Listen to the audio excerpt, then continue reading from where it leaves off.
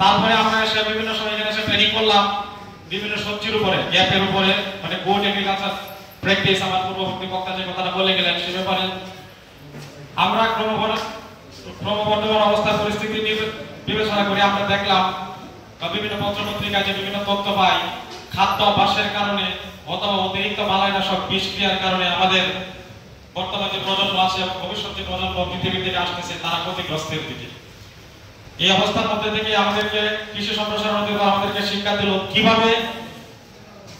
ওই বাজারে রাসায়নিক থেকে বালাইনাশক থেকে এরকম জৈবনাশক বিভিন্ন ঔষধ প্রয়োগ করে কিভাবে ফসল সংরক্ষণ করা যায় এবং আমাদের সামনে যে প্রজন্ম আছে তাদের জন্য সুন্দর একটা পৃথিবী গড়ে নিতে যায়। আমি গরিপুর সরকারি কলেজের রোভার স্কাউটের সাথে জড়িত ছিলাম প্রায় 10 থেকে 12 বছর। রোভার স্কাউটের প্রতিষ্ঠাতা তিনি তার একটা কথা বলেছিলেন, এই পৃথিবীকে যেমন দেখেছো তার চেয়ে আরো সুন্দর করে রেখে যেতে চেষ্টা করো। আমি এখান থেকে যা ট্রেনিং করি ওই কথাটাকে ফলো করি এবং বিভিন্ন চায়ের দোকানে বা আমার আশেপাশে যারা কৃষক আছে বা আমার জমির যারা